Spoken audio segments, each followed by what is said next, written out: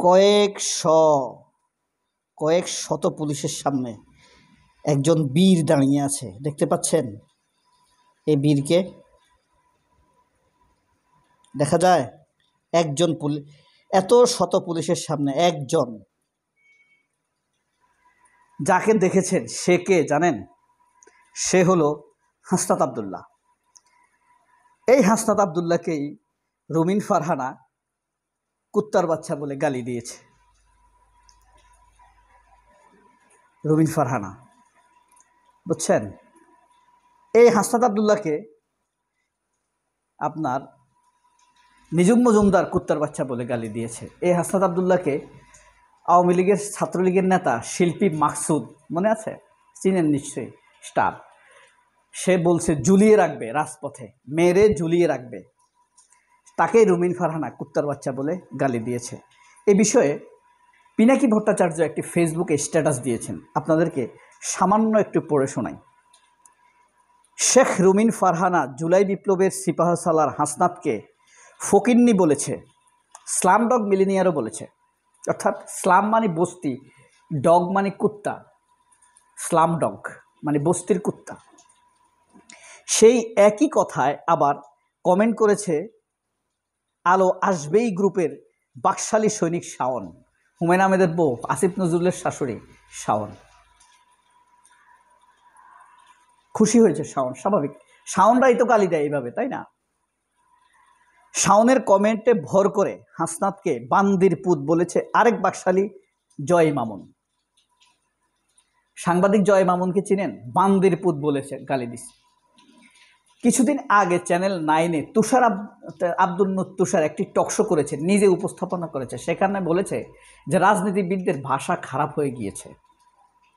এখন রুমিন ফারহানার ভাষাটা শুনেন, জয় মামুনের ভাষাটা শুনেন।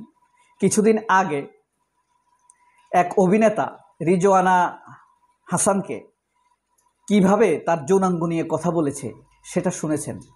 তাহলে সুশীলদের, বাকশালীদের ভাষা কেমন শুনতে পাচ্ছেন, বুঝতে পেরেছেন? জয় মামুন সাংবাদিক, কিন্তু সে মানে মুখোশধারী সাংবাদিক, বাকশালী সাংবাদিক, কিন্তু এরা নিজেদেরকে গোপন রাখতে পারে না। বাহ, কি দিন আসলো! সব বাকশালী মুখের ভাষা এখন শেখ রুমিনের পোস্টে। মানে শেখ রুমিন ফারহানার জন্য তাদের খুব দরদ বেড়েছে। এখন বাংলাদেশে এখন কারা কোন দল করে আপনারাই মিলিয়ে নেন। বাংলাদেশে আসলে পন্থা কিন্তু দুইটা, একটা আওয়ামী লীগ ও ভারত বিরোধিতা, আর একটা বাংলাদেশের পক্ষে। এই দুইটা, এর মধ্যে আপনি সিমটম বুঝতে পারবেন, একটা ইসলামিস্ট আর একটা ইসলাম বিদ্বেষী।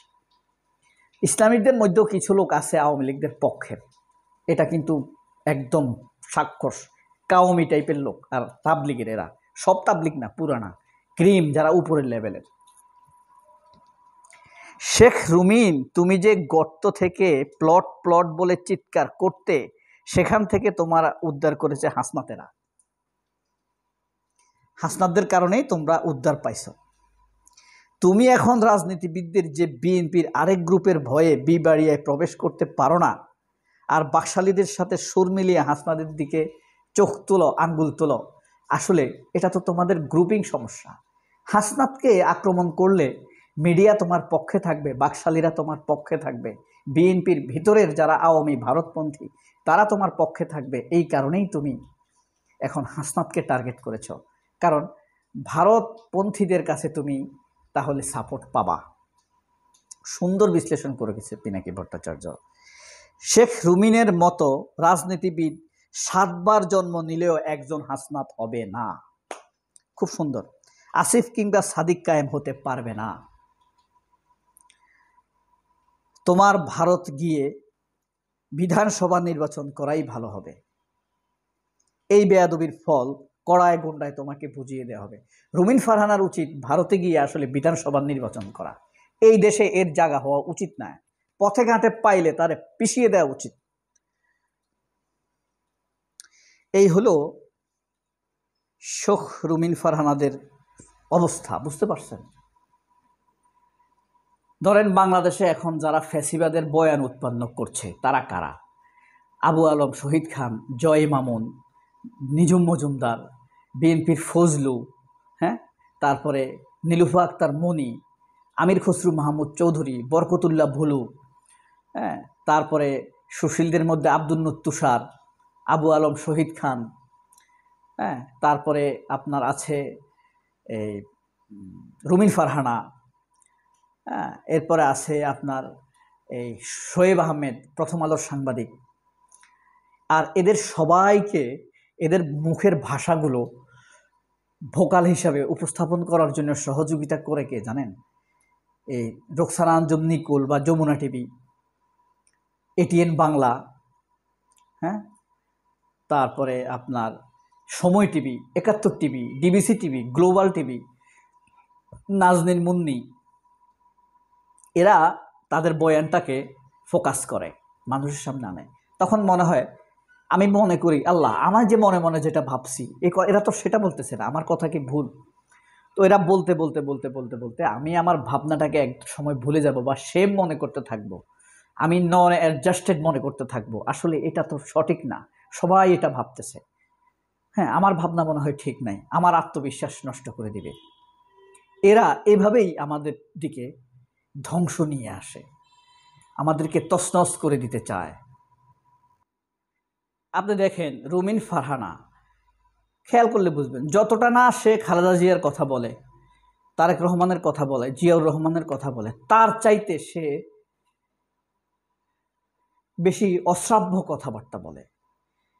মানে এক ধরনের মেয়ে থাকে না গ্রামে, ছেঁচড়া, শহরেও থাকে ছেঁচড়া, আপনি যাই বলবেন তার সাথে আপনি পারবেন না, উত্তর একটা দিবেই। এসব মেয়েদের সাথে না হয় সংসার, না হয় বন্ধুত্ব, না পারে এদের না থাকে এদের কোনো শেয়ার।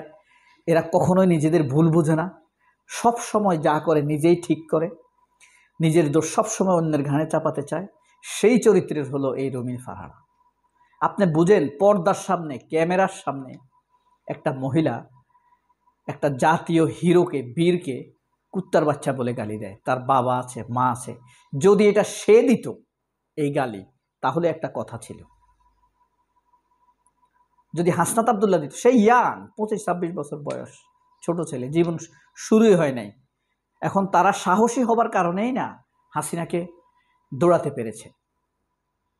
আর সেই সুবিধাটা নিচ্ছে রুমিন ফারহানা। ক্ষমতায় আসলে ফ্লট ফ্ল্যাটের মালিক হবে কারা? রুমিন ফারহানারা।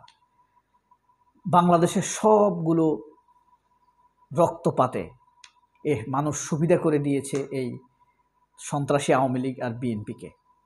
মানুষ রক্ত দিছে, এরা ক্ষমতায় আসছে, আর নিজেরা সম্পদ চুরি করছে, বিদেশে পাঠাইছে, নিজেদের বাচ্চা কাচ্চাদেরকে গাড়ি কিনে দিছে, বিদেশে পাঠাইছে। আসলে দেশের কিছুই হলো না। তো তোমাদের স্বাধীনতা আসলে আমাদের কি উপকারে আসবে বলো? যদি শেষ পর্যন্ত ভিডিওটা দেখে থাকো, কেউ উত্তর দিয়ে যাবে বন্ধু হিসাবে। সবাই অনেক ভালো থাকবে। আল্লাহ হাফেজ, আসসালামু আলাইকুম।